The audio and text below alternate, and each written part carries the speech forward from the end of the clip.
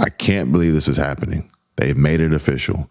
All 50 states affected. So I'm a bit torn with today's mini updates because I do a lot of research, guys, and at times I don't really like what I see. Now, we're going down a deep, dark rabbit hole that is sure to shock you. Let me ask you one key question. How would you feel if the Omicron variant of COVID-19 actually existed back in March of 2020? That's right.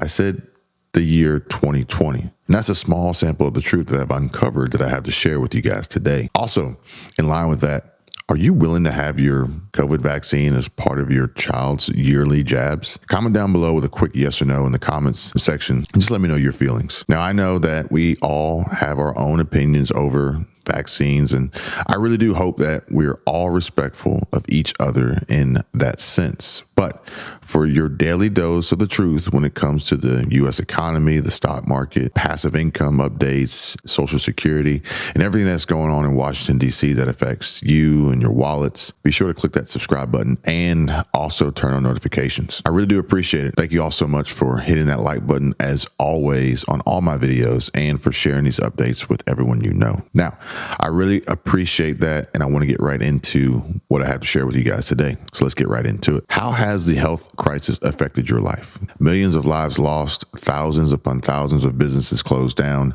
bankruptcy wherever you look. Money is hard and it's continuously struggling and challenging to get by. And just 3 stimulus checks to help us through the years of pain doesn't seem like enough. Has it all been worth it?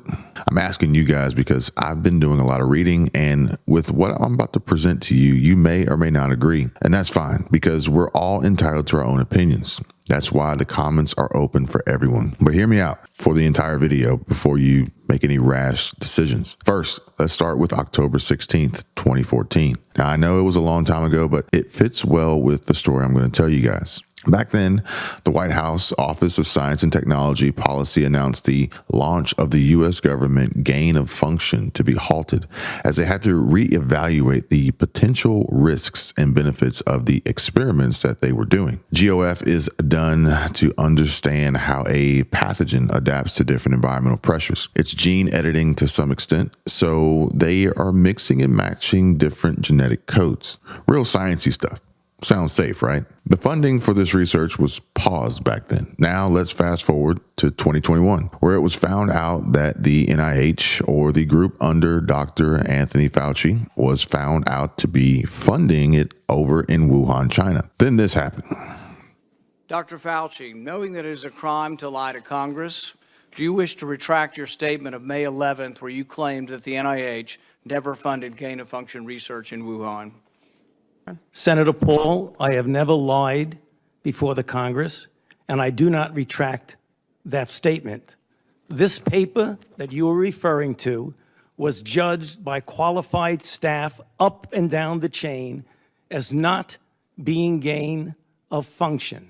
Let me finish. You take an animal virus and you increase its transmissibility to humans. Right. You're saying that's not gain of function? Yeah, that is correct. And Senator Paul, you do not know what you are talking about, quite frankly. And I want to say that officially. You do not know what you are talking about. So do you guys agree that taking an animal virus, increasing how it's transmitted to humans, is not gain of function?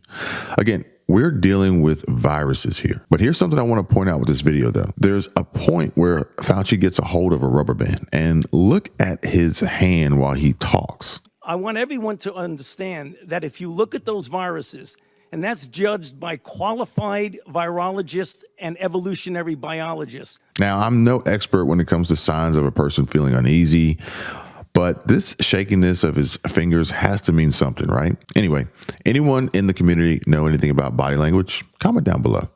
You guys can look up this clip yourself, but it's mostly just Fauci saying that Paul is attacking his integrity. But going back to my initial question, how were our lives changed by this pandemic? How was your life changed? And to think that gain of function research was banned here, they decided to take it to China? Like, how crazy is that? Who had to cut back on food because of the pandemic? Who kept pushing the government to send out stimulus checks because we just couldn't afford to live normally under the circumstances? By the way, we still need money. Even though the government wants to tell us that the pandemic is over, we need assistance. We need help. More so than other countries that they're sending our resources and dollars to. in our fuel. Here's what I found to be the most surprising and questionable part of this entire scenario. Remember when I told you guys about the new variant that the Boston University created that's 80% more deadly than the first variant we got? So it has a mix of the Omicron variant, which is the most transmissible one, as it turns out. They were already doing the research back in March of 2020. 2020, you say? So how is that possible when the Omicron variant didn't even exist back then, supposedly? So check this out. A spokesperson for the Boston Public Health Commission said that the approved research protocol was submitted back in March 2020. What else happened back then, huh? Oh, right.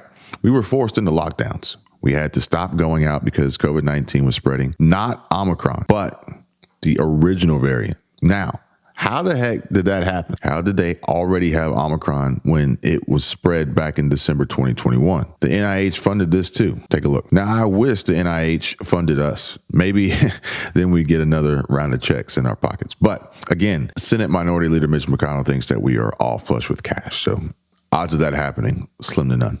But again, how were they researching something that didn't even exist yet? Oh, okay. Maybe this is it. I got it. Marty McFly must have messed up the timeline again. Or maybe it was the Avengers. Maybe Doctor Strange. Come on, guys. You have to stop messing with time. It's not healthy for us because we can't figure out how this is even happening. Also, just a note, back in that time, Fauci was facing Congress and outright lied that they were funding gain-of-function research. With all that information combined, what does the CDC do? Well, they include the COVID-19 vaccine as a recommended jab for children and adults in 2023. They voted unanimously too. I thought Biden said this whole pandemic was over. All 15 doctors voted yes on this. Not one person questioned it at all. Although, with the number of people who got sick with these vaccines, is it safe for everyone? And if anything happens to us, can we fight them legally? Turns out that's a no. We can't. And here's Robert Kennedy, the chairman of Children's Health Defense. Under the Vaccine Act, you cannot sue a vaccine company for injuring you, no matter how negligent they were, no matter how reckless they were, no matter how grievous your injury, you cannot sue them. The only exception to that is if they knew of an injury that is caused by their vaccine and they failed to list it on their manufacturer's insert. So if you guys remember, Pfizer recently admitted that they knew that their vaccines wouldn't prevent the virus, but failed to tell us. What else were we in the dark about? Now, the taking of the vaccine will still depend on your state. Florida State Health Officer Joseph Ladapo tweeted this before the decision from the CDC. Regardless of what CDC Gov votes tomorrow on whether COVID-19 vax are added to routine child immunizations, nothing changes in Florida. Thanks to Governor Ron DeSantis, COVID mandates are not allowed in Florida, not pushed into schools, and I continue to recommend against them for healthy kids. Again, I understand some people have reservations about vaccines. That's 100% fine. You're entitled to what you think about it and the entire situation with the virus. Not arguing that here. But I'm just bringing you guys the truth when it comes to how this all happened, what these people knew, and how they lied to us. That's all. That's it. I remember that Senator Paul also threatened Fauci about royalties they may have been receiving when it came to these vaccines. Fauci answered that they had no business knowing if they were receiving anything at all. Paul then said, well, if we win in the midterms, you're going to have to disclose that information. Think about it, though. We're in a recession pretty much right now.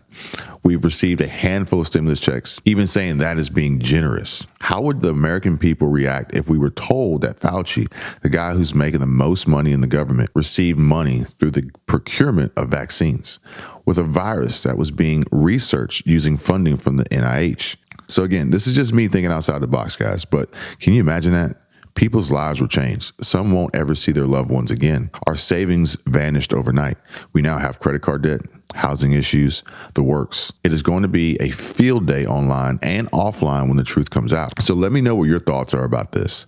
Make sure that you share them in the comment section below. And while you're down there, make sure you smash the thumbs up button. Also, if you're new to the channel and want to keep updated with everything that matters to you regarding our economy and your money, make sure you subscribe to the channel, because if you want the truth, you know where to get it.